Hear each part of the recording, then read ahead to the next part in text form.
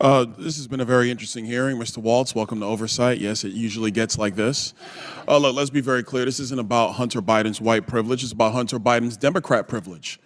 Because Donald Trump Jr. showed up for 5 congressional subpoenas. There was never this circus where he was subpoenaed by House Democrats and he showed up on the Senate side or showed up at the White House to answer in some fake, phony, lame press conference, not actually going to the House and doing what he was compelled by a subpoena to do. Hunter Biden did that.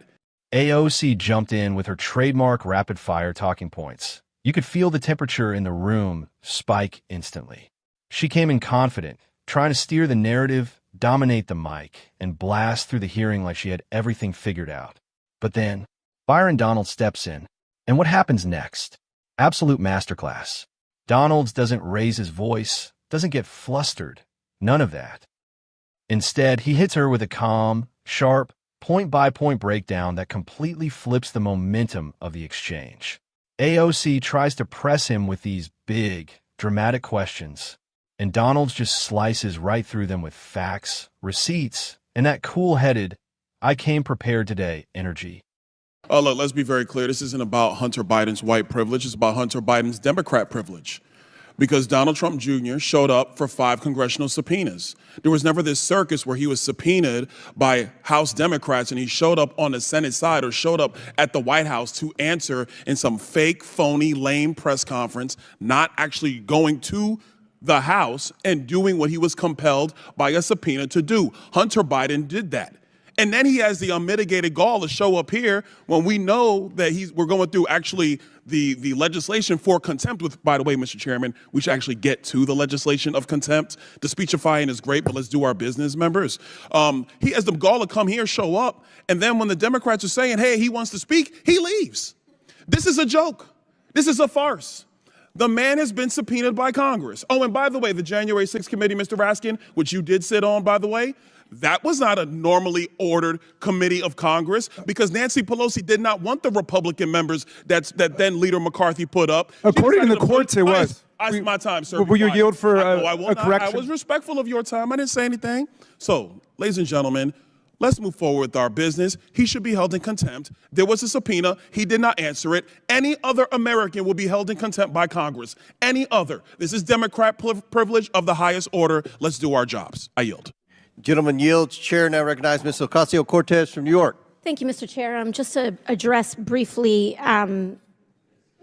quickly, that moment about privilege and all of this that we're seeing here. It was a very beautiful speech. As also the Republican side had mentioned in their many raisings of the January 6th committee, that it's not just Hunter Biden, you, me, any individual subject to equal treatment under the law, to be held up to accountability under the law, but it is also these committees and this committee that is subject to oversight and law. We must comply with the law here as well. Now, I may be one of the very few people that actually believes in Congress, in this country, but I do, and many of us do here. And we have an obligation to engage in good faith participation to execute and comply with the subpoena. The chairman said in front of the country several times to Hunter Biden, you can show up here in front of the world, in front of the public. Hunter Biden took him up on that offer. He said, I will show up in public. I will show up in public. He showed up here today. He showed up here in the past. And Mr. Chairman, I know you do your best with what you've got, but you've got members here that have submitted falsified evidence to the record. You have members here that have submitted and mischaracterized closed-door hearings, and people want to say back and forth at the end of the day, it doesn't matter what party it's happened from. You've got members who've engaged in revenge porn in this committee. So it is understandable why Hunter Biden would want to testify in front of the public for the American people to be able to witness that testimony for themselves. You've got members who've defied subpoenas. You've got members who we are 1 year into the term asking what the rules are at the beginning of the committee. The book was given to us on day one. And so what we should do is allow the man to testify. I believe in the power of the Oversight Committee. Frankly, I believe in it regardless of whether Republicans or Democrats have the chair, because I believe that this committee should have the power of oversight. And we cannot do that on a partisan basis. And so for that, I implore this committee to allow Hunter Biden to testify publicly. I implore and I ask for that to happen. And we cannot do that by getting engaged in this back and forth on a defiance of the subpoena. Let him comply. Let him do it today. Let him do it tomorrow. But let the man do it. And with that, I yield back to the ranking member. Thank you, Ms. Ocasio. Thank you, Mr. Chairman. A couple of things. First, it was said in this hearing, Mr. Chairman, about you specifically, that you repeatedly said you would give Mr. Biden any opportunity. He could choose which one to come and speak in front of this committee. He could do it by deposition. He could do it by open hearing. It was up to him. The truth of the matter, though, is that the chairman's words are not binding. Like no other member's words of Congress are really not binding. The binding article. Point of order. Does the chairman agree with that? Point of order. Does the chairman agree? Are you going to restore my time? Point of order. Just point of order. Okay. Does the chairman agree that the chairman's words are not binding on the committee? That's not a point of order. It has nothing to do with the order of this hearing. Thank you. Can I go back to 4 minutes and 34 seconds? That's where I was before I was interrupted by Mr. Raskin. Yes, reset the clock. Thank you. What is binding is the actual written document, the written language in the subpoena, because a subpoena from this committee is also signed off on by the clerk of the House. That is the binding document that matters here. That is what governs. That's number one. Number two, that was said in this hearing. It was said that our witnesses said that there was no basis for an impeachment.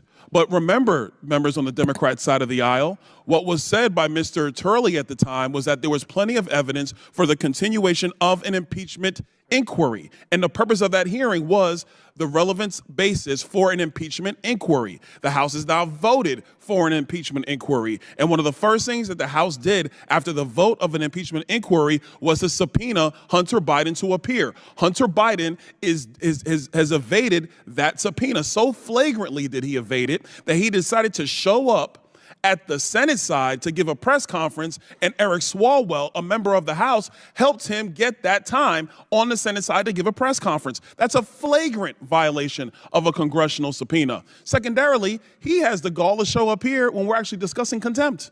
And he didn't stay. He was sitting right over there. He's not here now. He said he wants to talk. He could have stayed through the whole proceeding. He chose to leave. That's his business. But he was subpoenaed to come here. Back in December, he chose not to of his own volition. He's in violation of that subpoena, a subpoena that was executed with the signature of the clerk of the House of Representatives. That is the document that is binding. That's what we work off of. Mr. Chairman, I actually want to submit for the record an article from The Hill written by Jonathan Turley, and it is titled Eric Swalwell and the Politics of Contempt.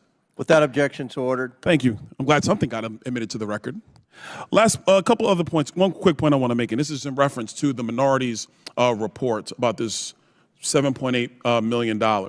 I want the minority to understand one very important distinction between Presidents Biden and President Trump.